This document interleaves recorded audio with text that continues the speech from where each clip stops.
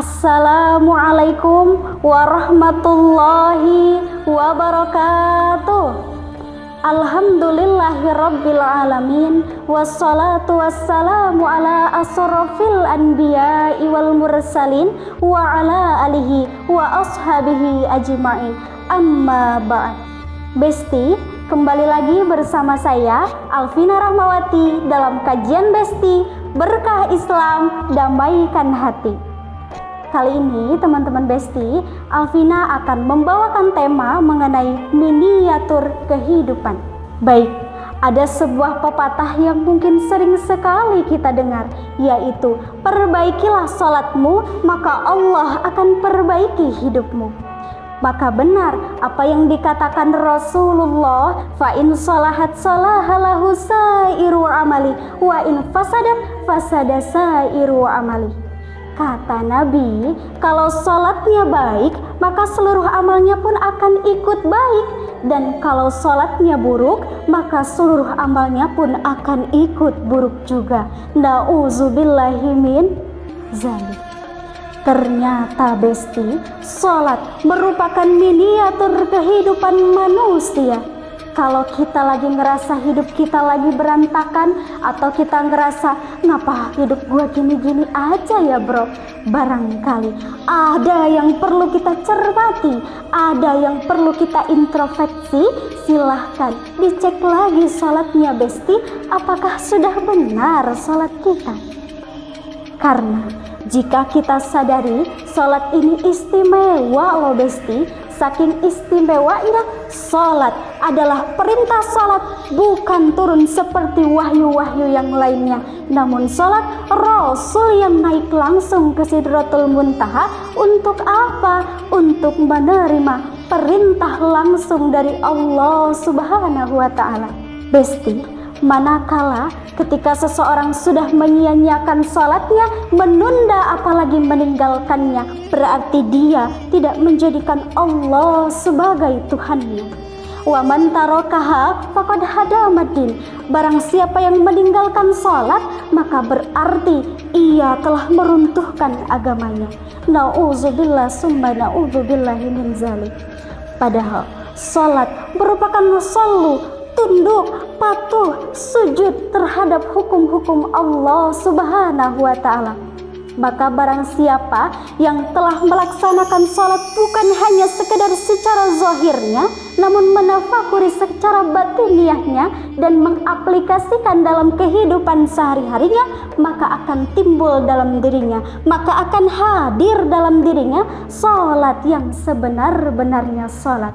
Maka timbul pertanyaan, seperti apa sih sholat yang sebenar-benarnya sholat? Kita bisa lihat pada kata sholat yang terdiri dari huruf shod, lam, dan ta, yaitu yang pertama shod, sidqul qawli, perkataan baik dan benar.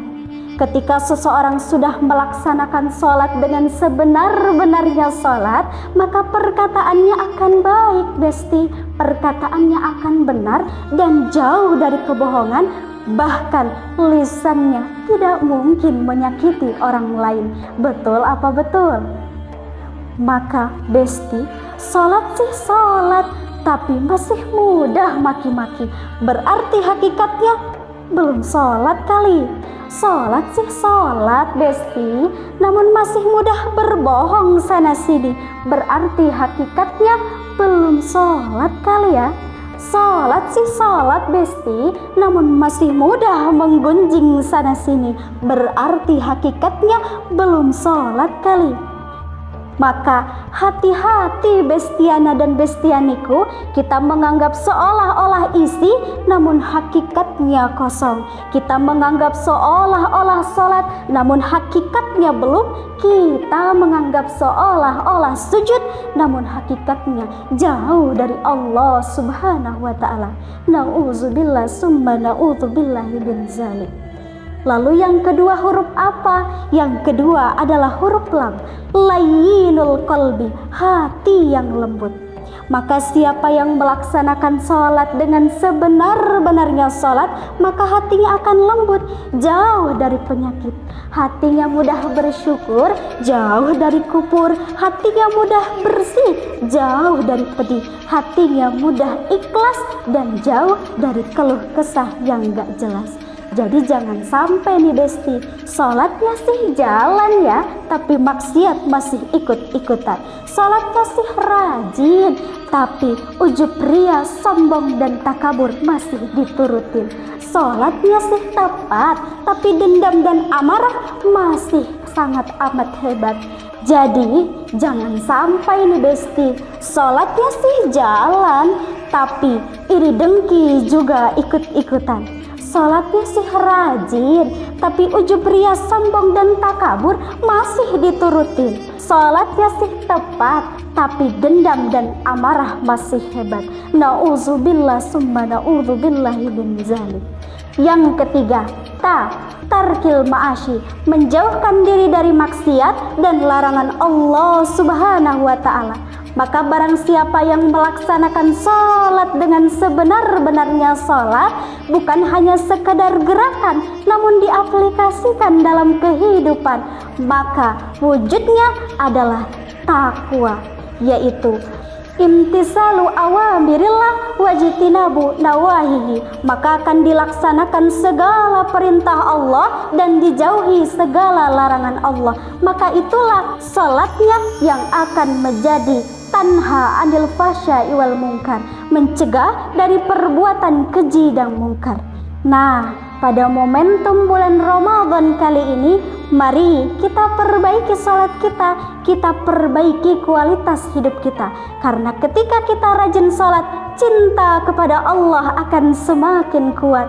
Ketika kita rajin salat, maka doa akan diijabah dengan cepat. Ketika kita rajin salat, maka kesulitan hidup akan diangkat. Ketika kita rajin salat, maka kita akan selamat dunia dan akhirat. Akhirul kalam, wassalamualaikum warahmatullahi wabarakatuh.